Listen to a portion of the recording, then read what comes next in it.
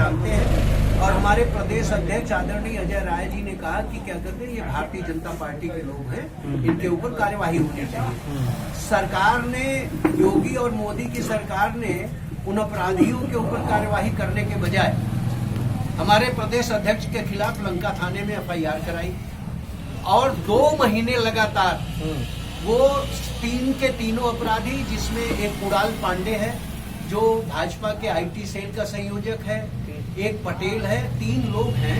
तीनों लोग उसी परिसर के इर्द गिर्द और भारतीय जनता पार्टी के बड़े नेताओं के हथियार लेते रहे। इतना ही नहीं, बाकायदे अपने इस कुकृत्य का आभा मंडल लेकर के वो मध्य प्रदेश के चुनाव प्रचार में भी गए। भारतीय जनता पार्टी के लिए उन्होंने चुनाव प्रचार किया।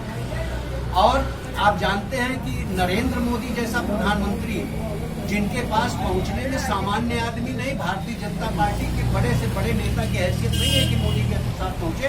इन तीनों लोगों ने, खास करके कुणाल पांडे की, सारे बड़े नेताओं नरेंद्र मोदी, ब्रजेश पाठक और JP नड्डा, स्मृति ईरानी और पता नहीं कितने भारतीय जनता पार्टी के बड़े नेताओं के साथ उसकी आत्मीयता इस बात को यह परिलक्षित करती है कि उन 2 महीनों में भारतीय जनता पार्टी के नेताओं ने सत्ता के पद में पहुंच के उन कुकृत्य करने वाले 3 भारतीय जनता पार्टी के नेताओं को अपने यहाँ शरण दी।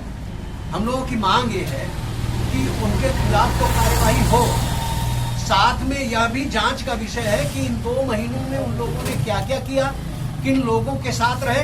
और उत्तर प्रदेश की पुलिस जो बात बात पर बुलडोजर चलाती है, फर्जी इनकाउंटर करती है, उन लोगों ने क्या करते हैं, उनको पकड़ने में इतनी कोताही क्यों बरती और वो पूरी तरीके से घूमते रहे, जबकि उनकी पहचान 3 दिन बाद ही। दूसरा एक प्रकरण है गोरखपुर, वहाँ एक विनोद उपाध्याय नाम के आदमी का मर्डर हुआ। कहते हैं कि हिस्ट्री सीटर विनोद उपाध्याय की स्थिति है कि विनोद उपाध्याय का राजनैतिक टसल उत्तर प्रदेश के मुख्यमंत्री योगी आदित्यनाथ से है और विनोद उपाध्याय के पास अपहरण, फिरौती, बलात्कार, हत्या, डकैती जैसे कोई अपराध, संगीन अपराध दर्ज नहीं है। वो जब से मोदी सरकार आई है तब से लगातार फर्जी मुकदमे में उसको फंसा करके उसके इनाम की राशि लगातार बढ़ाई जाती है और उसका फर्जी इनकाउंटर किया गया। उसको भी हम कंडेम करते हैं, इसकी भी जांच होनी चाहिए।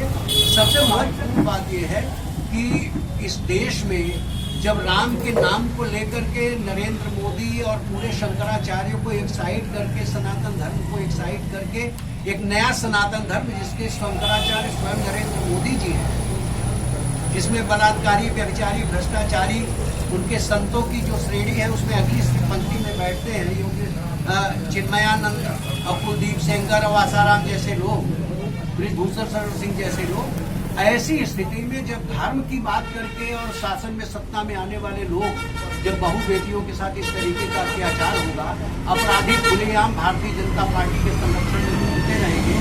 और यह पहली घटना नहीं है। शाहजहांपुर में किसान अपने हक के लिए आंदोलन कर रहे थे, भारतीय जनता पार्टी में जो नरेंद्र मोदी की सरकार में गृह राज्य मंत्री के पद पर आज भी टोनी मिश्रा तैनात है, उनके बेटे ने 7 किसानों के ऊपर तीर चढ़ाई करके उनकी हत्या कर दी। वो भी आज की तारीख में सरकार में ब्रिजभूषण शरण सिंह के ऊपर सैकड़ों बच्चियों ने यौन शोषण का आरोप लगाया, वो भी किन परिस्थितियों में आज भी भारतीय जनता पार्टी के सदस्य हैं।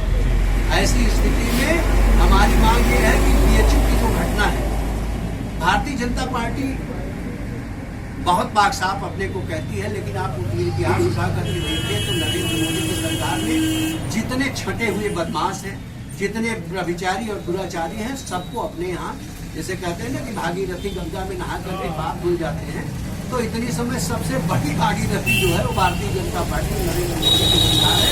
हम लोगों की मांग है, सारी कांग्रेस जन है, यहाँ भाई रंगराज सिंह जी हैं, प्रमोद जी हैं, दिनेश सोनी जी हैं, अनिल मिश्रा हैं, आशीष मिश्रा हैं और तिवारी जी हैं, बहुत सारे लोग हैं। सब लोगों की ये मांग है कि हम लोग चाहते हैं कि इन तीनों अपराधियों को कड़ी से कड़ी सजा तो मिले, लेकिन इनको संरक्षण देने का काम जिन लोगों ने किया और जो पुलिस ने जो शिथिलता बरती, उनके खिलाफ भी कड़ी कार्यवाही हो। और विनोद उपाध्याय का जो वो हुआ है, इनकाउंटर हुआ है, उसको हम फर्जी इनकाउंटर घोषित करते हैं।